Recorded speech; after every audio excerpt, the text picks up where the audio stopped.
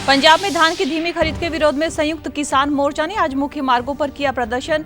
किसानों ने कहा कि आम आदमी पार्टी की सरकार किसानों की कोई सुनवाई नहीं कर रही है। पंजाब सरकार ने प्लाटों की रजिस्ट्री के लिए एनओसी की शर्त की खत्म।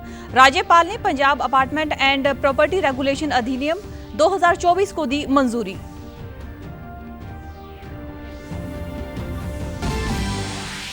और हरियाणा के नव निर्वाचित विधायकों के लिए आज आयोजित किया जा रहा है शपथ ग्रहण समारोह। मुख्यमंत्री नायब सिंह सैनी ने विधायक के तौर पर ली शपथ।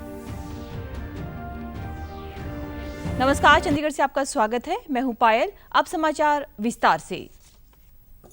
पंजाब में धान की धीमी खरीद के विरोध में संयुक्त किसान मोर्चा ने आज मुख्य मार्गों पर प्रदर्शन किया। किसान संगठन का कहना है कि बार बार मांग उठाए जाने के बाद भी धान खरीद कार्य में कोई सुधार नहीं हुआ है। किसान सुबह 11 बजे से दोपहर 3 बजे तक 4 घंटों के लिए राज्य भर में मंडियों के आसपास की मुख्य सड़कें बंद कर रहे हैं। पंजाब के किसानों ने कहा है कि आम आदमी पार्टी की सरकार किसानों की कोई सुनवाई नहीं कर रही है। पर इतने जमीनी बदल कुछ नहीं करे। हाँ लिफ्ट एक गट्टा भी नहीं चक्या गया साडी मंडी मुख्यमंत्री ਨੂੰ ਕੀ ਕਹਿਣਾ ਜੇ ਮੁੱਖਮੰਤਰੀ ਨੂੰ ਤੁਹਾਨੂੰ ਪਤਾ ਹੀ ਹੈ। ਹਾਲਾਤ ਬਹੁਤ ਬੁਰੇ ਹਾਲ ਹੈ, ਕੋਈ ਨਹੀਂ ਆ ਰਿਹਾ ਜੀ। ਨਹੀਂ ਜੋ ਕਿਤੇ ਹੋਰ ਹੋ ਰਹੇ ਨੇ, ਸਾਡੇ ਤਾਂ ਬੁਰਾ ਹਾਲ ਹੈ, ਤੁਹਾਡੇ ਸਾਹਮਣੇ ਹੀ ਪਿਆ ਜੀ, ਕੈਮਰੇ ਦੇ ਵਿੱਚ ਤੁਸੀਂ ਦੇਖ ਹੀ ਰਹੇ ਹੋ ਖੁਦ। ਬਹੁਤ ਦੁੱਖ ਹੈ ਜੀ। ਨਾ ਸਾਡਾ ਕੋਈ ਪਰਾਲੀ ਦਾ ਹੱਲ ਹੈ, ਨਾ ਸਾਡਾ ਕੋਈ ਝੋਨਾ ਚੱਕਣ ਦਾ ਹੱਲ ਹੈ, ਨਾ ਸਾਨੂੰ ਡੀਏਪੀ ਮਿਲਦੀ ਹੈ ਜੀ। ਸਾਨੂੰ ਬੁੱਧੂ ਬਣਾਉਂਦੇ, ਸਾਨੂੰ ਆਖਦੇ ਚੱਕੀ ਜਾਂਦੇ, ਅਸੀਂ ਇੱਥੇ ਜਵੀ ਜਾਂਦੇ ਆ। ਆ 10 ਦਿਨਾਂ ਦੀ ਗਾਰੰਟੀ ਆ, ਮੈਂ 10 ਦਿਨ ਤਾਂ ਮੈਨੂੰ ਚੱਕਦੇ ਨੇ।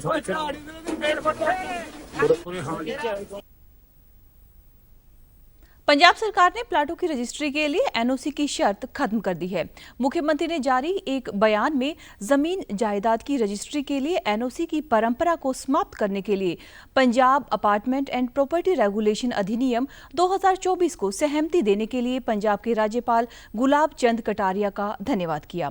उन्होंने कहा कि पंजाब विधानसभा ने इस विधेयक को 3 सितंबर को पारित किया था, जिसके बाद राज्यपाल ने इसे स्वीकृति प्रदान कर दी है।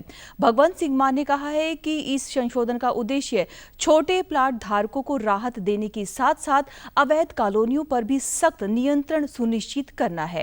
इस संबंध में आज आवास निर्माण और शहरी विकास हरदीप सिंह मुंडिया ने आज प्रेस वार्ता करते हुए कहा कि सरकार ने प्रदेशवासियों को दीपावली का तोहफा दिया है। उन्होंने कहा कि संशोधन के अनुसार कोई भी व्यक्ति जिसके पास 31 जुलाई 2024 तक अवैध कॉलोनी में 500 गज तक के प्लॉट के लिए power of attorney, stamp paper पर बिक्री समझौता या फिर कोई अन्य ऐसा दस्तावेज है तो वह उस जमीन की रजिस्ट्री के लिए एनओसी की आवश्यकता नहीं पड़ेगी। उन्होंने यह भी कहा कि इस कानून से उन करोड़ों लोगों को बड़ी राहत मिलेगी जिन्होंने गलती से अपनी मेहनत की कमाई को अवैध कॉलोनियों में लगा दिया था।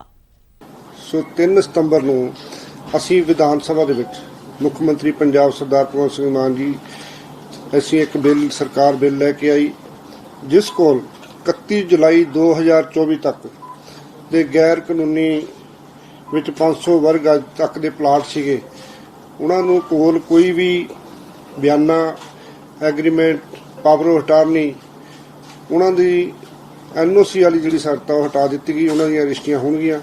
ਇਲੀਗਲ ਕਲੋਨੀਆਂ ਵਿੱਚ ਪਲਾਟ ਲੈ ਬੈਠੇ ਸੀ, ਘਰ ਲੈ ਬੈਠੇ ਸੀ, ਬਿਜਲੀ ਮੀਟਰ ਲੱਗਣ ਦੀ ਪ੍ਰੋਬਲਮ ਆ ਰਹੀ ਸੀ, ਰਜਿਸਟਰੀ नहीं हो रही सी। सो उन्होंने ये सहूलत देंदे हुए मुख्यमंत्री पंजाब सरदार भगवंत सिंह मान जी ने ये दिवाली का तोहफा दिता। हरियाणा की 15वीं विधानसभा में चुनकर आए नव निर्वाचित विधायकों के लिए आज चंडीगढ़ में शपथ ग्रहण समारोह आयोजित किया जा रहा है। इस दौरान मुख्यमंत्री नायब सिंह सैनी ने विधायक के तौर पर पद व गोपनीयता की शपथ ग्रहण की। प्रोटेम स्पीकर रघुबीर कादियान ने उन्हें शपथ दिलाई। गौरतलब है कि मुख्यमंत्री नायब सिंह सैनी ने लाडवा विधानसभा क्षेत्र से चुनाव जीता था। उन्होंने अपने निकटतम प्रतिद्वंदी कांग्रेस के मेवा सिंह को 16,000 से अधिक वोटों से भी हराया था। इससे पूर्व राज्यपाल बंडारू दत्तात्रेय ने बेरी से विधायक रहे रघुबीर कादियान को प्रोटेम स्पीकर के तौर पर शपथ दिलाई।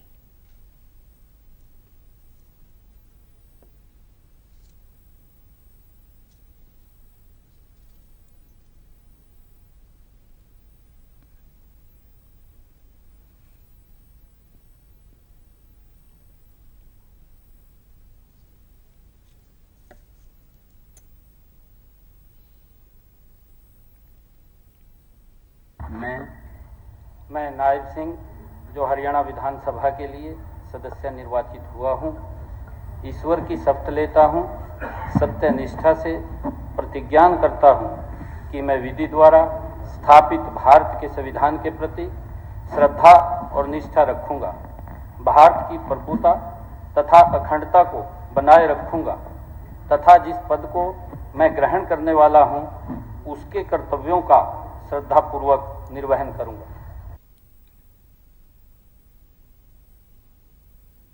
उधर घरोंडा से विधायक हरविंदर कल्याण को विधानसभा अध्यक्ष चुना गया है। मुख्यमंत्री नायब सिंह सैनी ने उनके नाम का प्रस्ताव रखा, जिसे सर्वसम्मति से स्वीकार किया गया है। प्रधानमंत्री नरेंद्र मोदी की अध्यक्षता में कल केंद्रीय कैबिनेट की बैठक हुई, जिसमें कई अहम फैसले लिए गए। केंद्रीय मंत्री अश्विनी वैष्णव ने बताया कि अमरावती रेलवे लाइन को मंजूरी दे दी गई है। इस रेल परियोजना पर 2245 करोड़ रुपए की लागत आएगी।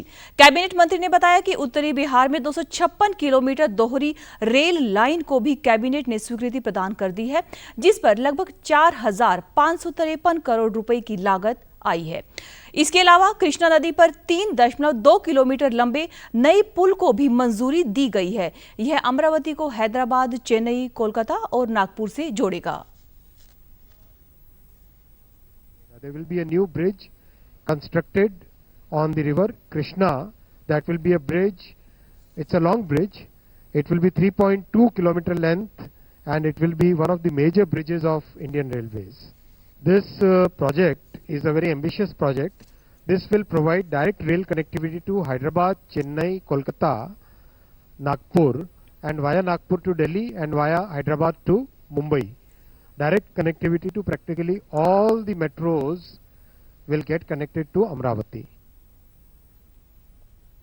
केंद्रीय कैबिनेट ने बड़ा फैसला लेते हुए अंतरिक्ष क्षेत्र में स्टार्टअप के लिए 1000 करोड़ रुपए का वेंचर कैपिटल फंड को भी मंजूरी दे दी है।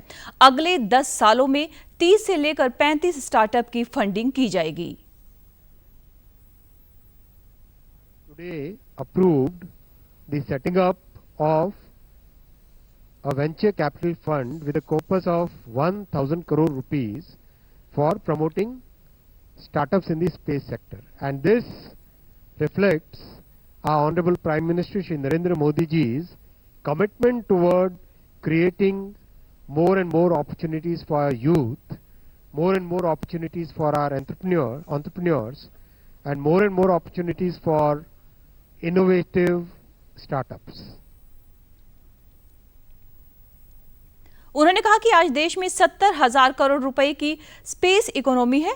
वह 2032 तक स्पेस इकोनॉमी 3.5 लाख करोड़ रुपए तक होने का अनुमान है। केंद्रीय मंत्री ने कहा कि आगामी दीपावली और छठ के अवसर पर प्रधानमंत्री नरेंद्र मोदी ने विशेष रेलगाड़ियां चलाने की अपील की थी।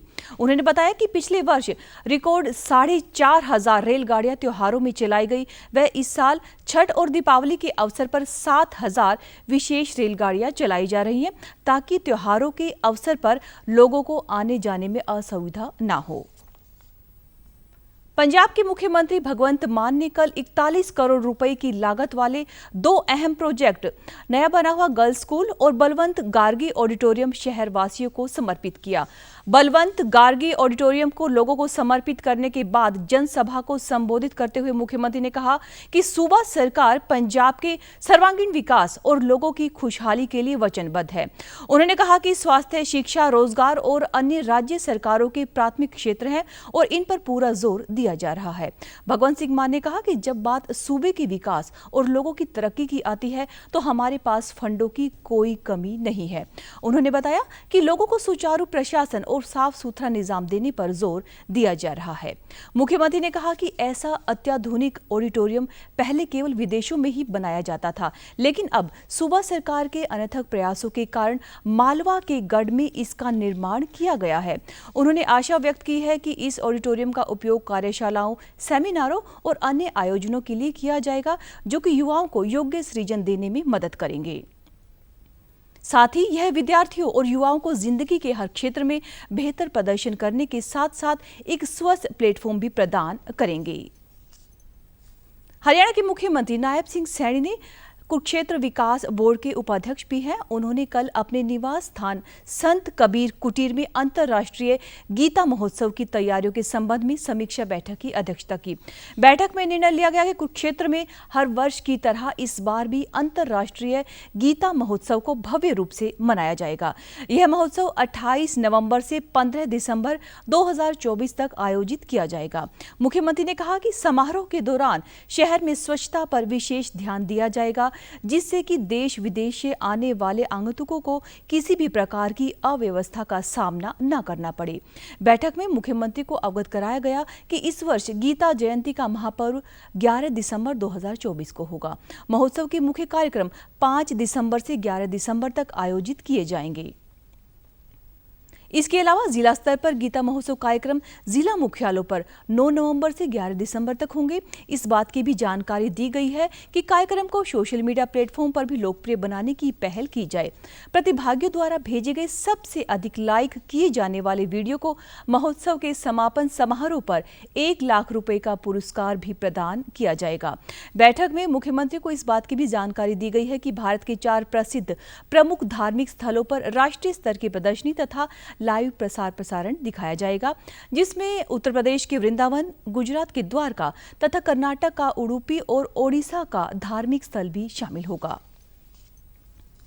पंजाब के स्थानीय निकाय मंत्री डॉक्टर रवजोत सिंह ने स्वयं सफाई करके जालंधर से स्वच्छता की लहर अभियान की शुरुआत की। 24 अक्टूबर से 7 नवंबर तक चलने वाली इस 15 दिवसीय सफाई अभियान का उद्देश्य सामूहिक जिम्मेदारी के तौर पर स्वच्छता की महत्ता संबंधी लोगों में जागरूकता पैदा करना है। इस पहलकदमी की शुरुआत करते हुए डॉक्टर रवजोत सिंह ने कहा कि शहर और इलाकों को साफ सुथरा रखने के लिए सभी नागरिकों के साझा प्रयास करने की आवश्यकता होती है। उन्होंने कहा कि जिस तरह से हम अपने घरों में साफ सफाई रखते हैं, उसी तरह से हमें अपने आसपास के क्षेत्र को साफ सुथरा और हरा भरा रखने के लिए भी कठोर प्रयास करने चाहिए। उन्होंने लोगों को अपने आस पड़ोस की सफाई करने और इस अभियान को सफल बनाने के लिए पंजाब सरकार का साथ देने की भी अपील की। उन्होंने कहा कि इस अभियान के अंतर्गत राज्य भर में नगर निगमों, कौंसिलों के स्टाफ द्वारा अपने रूटीन कार्य करने के बावजूद रोजाना के 1 घंटा से भी अधिक सफाई के लिए समर्पित किया जाए।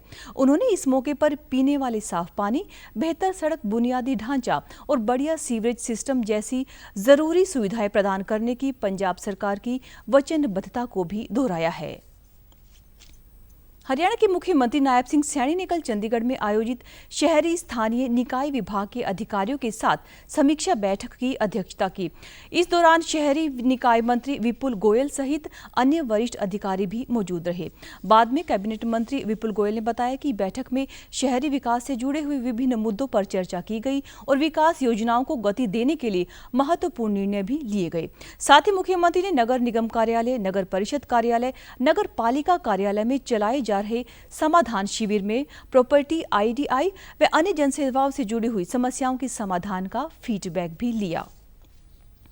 उन्होंने बताया कि मुख्यमंत्री ने अधिकारियों को लोगों की समस्याओं का जल्द से जल्द समाधान करने के निर्देश भी दिए हैं। उसका अपडेट लिया गया और प्रॉपर्टी ID से लेकर स्वच्छता की बात हो, दिवाली आ रही है, लाइटें कि पूरा प्रदेश जगमगाए और जो डेवलपमेंट के काम थे उनको कैसे आगे बढ़ाया जाए, स्वामित्व योजना को किस तरीके से पेंडेंसी उनको कैसे दूर किया जाए।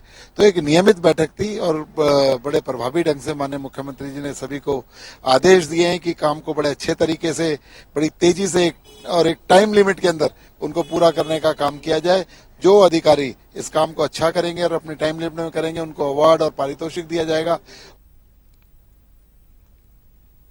प्रधानमंत्री नरेंद्र मोदी आगामी रविवार को आकाशवाणी पर मन की बात कार्यक्रम में देश विदेश के लोगों के साथ अपने विचार साझा करेंगे। यह मासिक रेडियो कार्यक्रम मन की बात की 115वीं कड़ी होगी। श्रोता इस कार्यक्रम से संबंधित अपने सुझाव टोल फ्री नंबर 1800117800 पर भेज सकते हैं। MyGov नमो ऐप पर भी सुझाव भेजे जा सकते हैं। कार्यक्रम का प्रसारण आकाशवाणी और दूरदर्शन के सभी नेटवर्क प्रोग्राम पर किया जाएगा। यह कार्यक्रम आकाशवाणी समाचार की वेबसाइट और न्यूज ऑन AIR ऐप पर भी उपलब्ध रहेगा। आकाशवाणी समाचार, दूरदर्शन समाचार, प्रधानमंत्री कार्यालय तथा सूचना और प्रसारण मंत्रालय के YouTube चैनलों पर भी इसका सीधा प्रसारण किया जाएगा। समाचारों में आज तक के लिए बस इतना ही। नमस्कार।